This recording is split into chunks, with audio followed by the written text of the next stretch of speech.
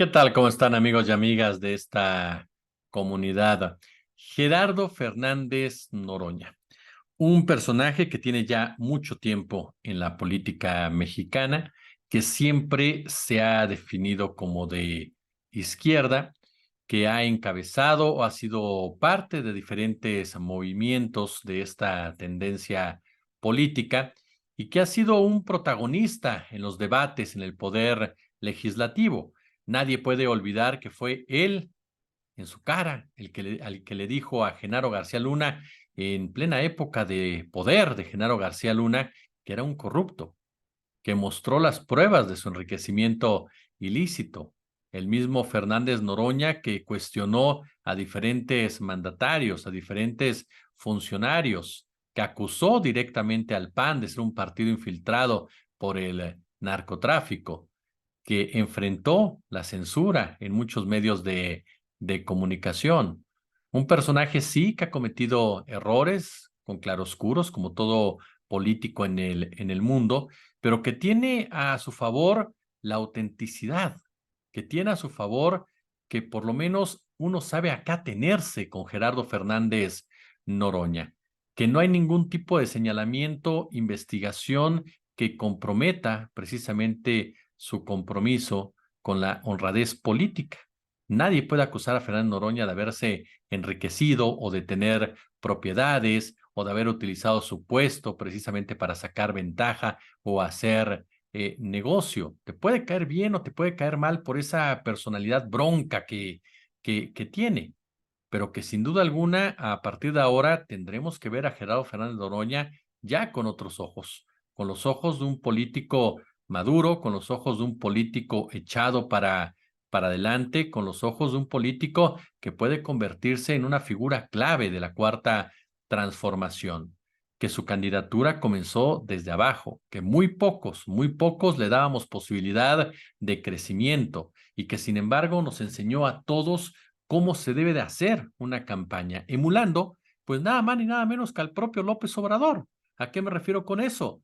A austeridad, austeridad como carta de presentación, a acercarse a la sociedad, a tener un lenguaje, una narrativa clara, sin cortapisas, sin ningún tipo de grandilocuencia absurda, capaz de hablar de golpes de Estado, como también, por supuesto, de hablar de cambios en la Constitución. Es cierto, Fernando Noroña cometió errores en entrevistas con Julio Astillero, con Rubén Luengas, en donde perdió la paciencia, perdió la cabeza y no supo manejar la situación a su alrededor.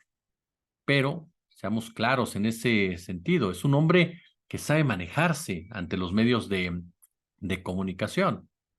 Fernández Noroña es el nuevo vocero de Claudia Sheinbaum, una decisión que se ha ganado el aplauso pues prácticamente unánime al interior de Morena. ¿Y por qué razones?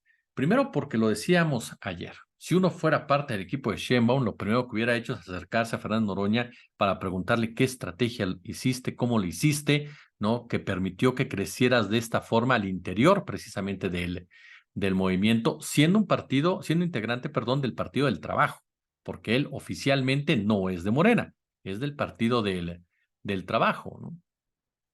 Eso es fundamental, entender qué hizo Noroña para que la gente de Claudia Sheinbaum pueda llevarlo a cabo. Y la respuesta hasta cierto punto es muy sencilla.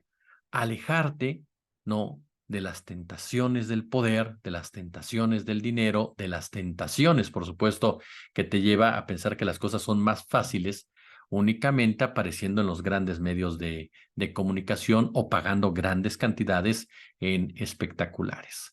Además, seamos claros, Claudia Sheinbaum puede ser una mujer muy inteligente, como la han definido sus cercanos. En lo personal, no la conozco tete a tete, sé obviamente quién es, ¿no? Eso es una obviedad. Hemos escuchado sus discursos, hemos visto cómo ejerce el poder, cómo ejerce el gobierno, pero me refiero más que nada a estar dentro de su círculo cercano, de escucharla hablar, de entender cómo piensa, sus cavilaciones y demás. Pero en este marco, Claudia Sheinbaum, más allá de lo inteligente que puede ser, de lo preparada que puede estar, lo cual me parece no está no está en duda.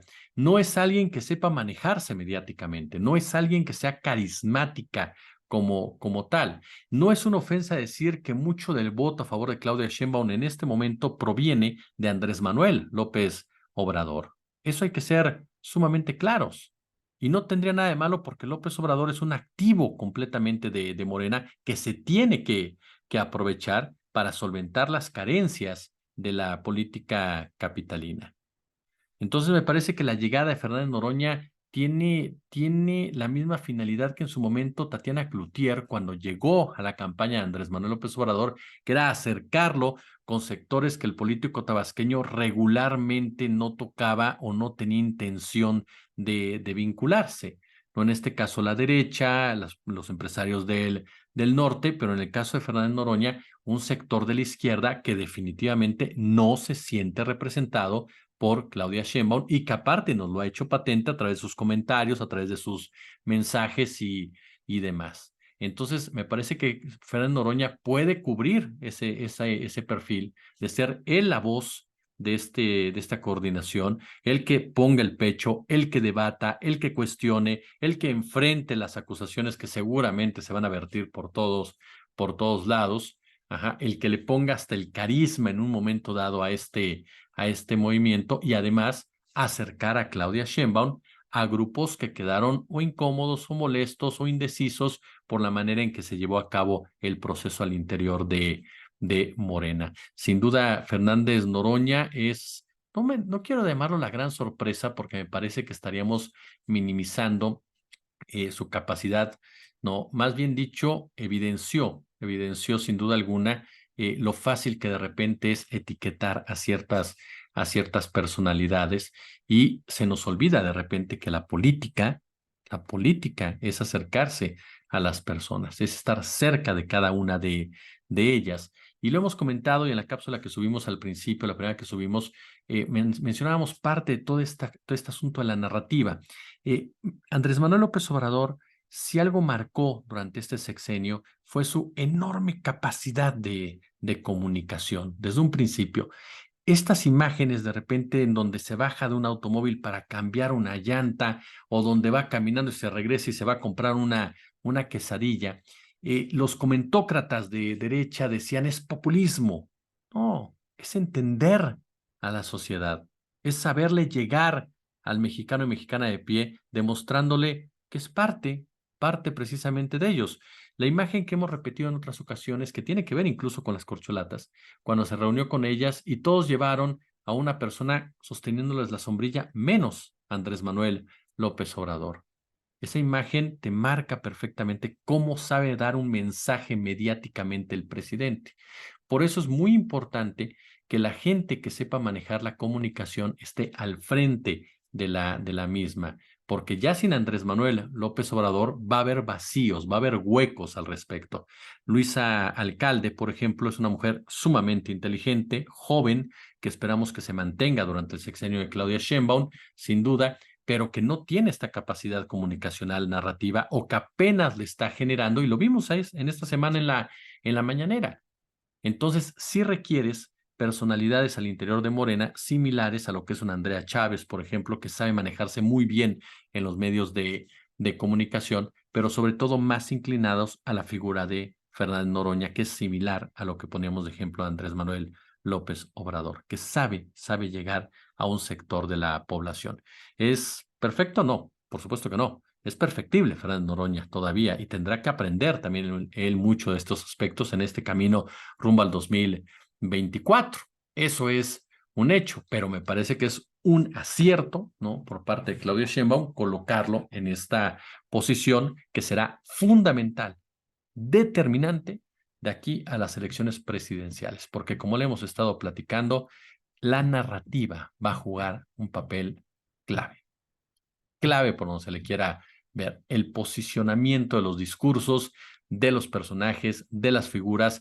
Hoy por hoy lo estamos viendo, la oposición, todo crítica del gobierno, nada se ha hecho bien, el gobierno es un desastre, el país vive sus peores momentos y esto, por supuesto, vende en un sector de la población.